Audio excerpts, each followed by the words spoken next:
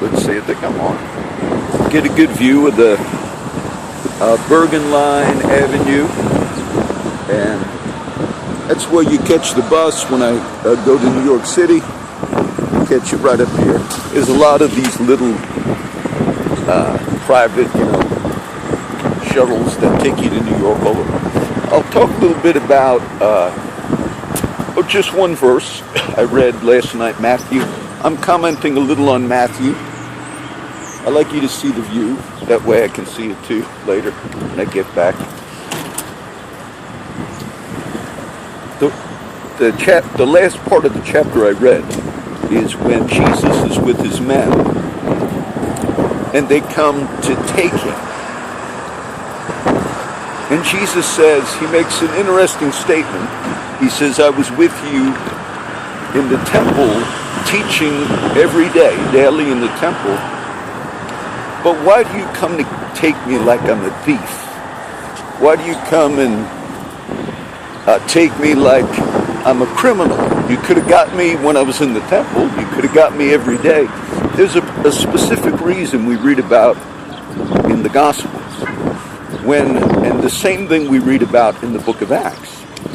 Whenever the apostles or Jesus begin functioning in the Spirit and the kingdom, everybody else around realizes that they're sent from God. We see this also with the apostles in Acts. So the reason we read that they didn't take hold of them, or they didn't get them when they were in public in the temple and preaching, is because the people recognized the calling and the gift. And so there would be an uproar. And it's interesting because there's a degree of restraint, even in society, when there's light, shine, a lot of issues we deal with in our day. So that's why they didn't take Jesus. But it also says, in the temple days, but it also says it was so the scriptures of the prophets might be fulfilled. Okay, they take him when he's with his men at the garden. They don't take him in the temple. And what specific prophecy was going to be fulfilled in order for this to happen? It says that they all forsook him and fled. In the Old Testament, I think it's Zechariah, but it does say the chief shepherd will be smitten and the flock of the sheep are going to be scattered. That's an Old Testament messianic prophecy of Christ, that there'll come a time where they're going to get the leader of the group and then the flock will be scattered. That's the scripture that was fulfilled when they came to get Christ. In the Old Testament, there's so many prophecies of promises. Many times I was up early this morning in the backyard where I stay, and it was dark. I'm glad, to get it to pray in the dark. It was cold. It's cold today. Many of the verses I quote when I pray are just promises from the prophets. Isaiah has, let your doctrine drop down like rain. Let your speech distill like dew, that everyone would receive these words. God says, this is like the waters of Noah unto me.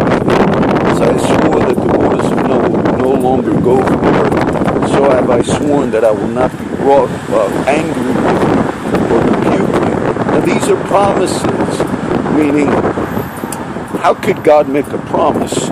I'll never be angry. That's looking to the cross.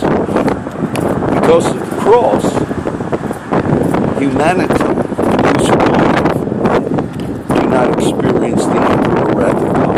So all of these are great promises. And I can give you a lot more.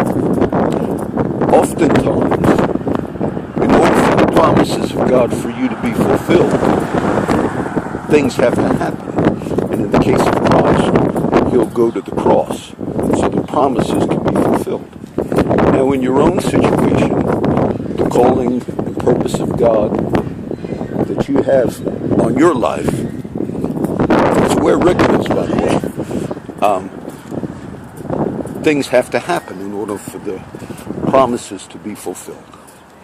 Things have to happen oftentimes that are not comfortable, cross experiences, but God will use those so the promises could be fulfilled. So that's just what I wanted to, I figured I'd touch on.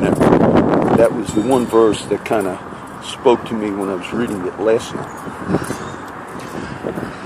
I almost went up to the George Washington Bridge. I've not been to New York City yet, but I have time. So if I do all the big ones, the spots I like.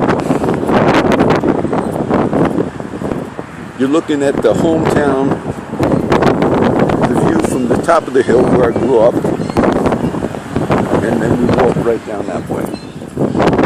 This was a few years ago when I was up here. This whole apartment building that's been here for many years caught fire. I was sitting with the guys in White Castle. I came down the street and it was a pretty big fire, for this town here.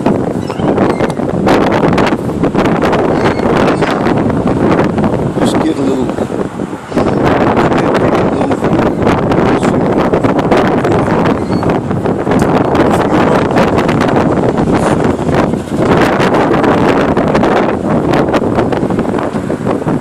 benefit, focus on the promises throughout the years that God has given you. Have the scriptures. Hopefully you have some. Remember, things happen so those promises can be fulfilled. Stuff will happen so those promises can be fulfilled. And in the garden, which I mentioned the other day, Jesus prays,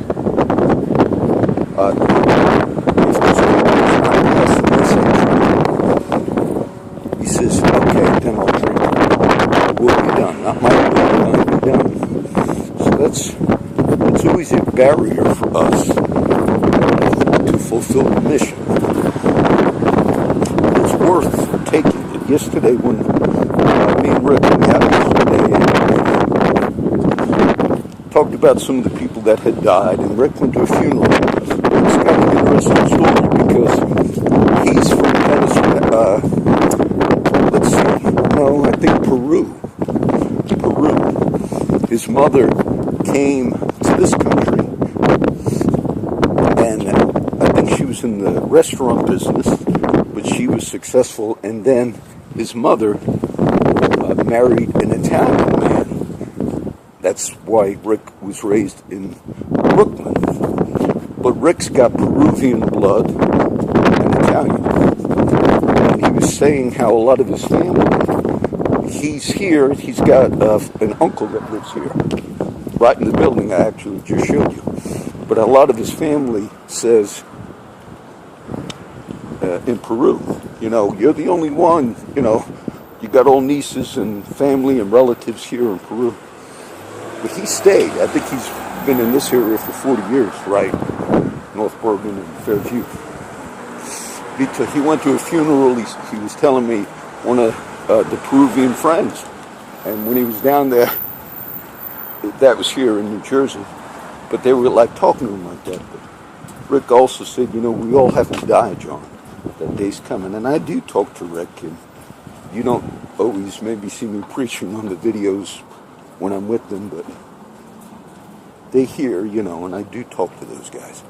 So that's a little, it's down the hill, there's a plane, taking off, all right. I'll add some of those verses, and I pray that God bless all you guys.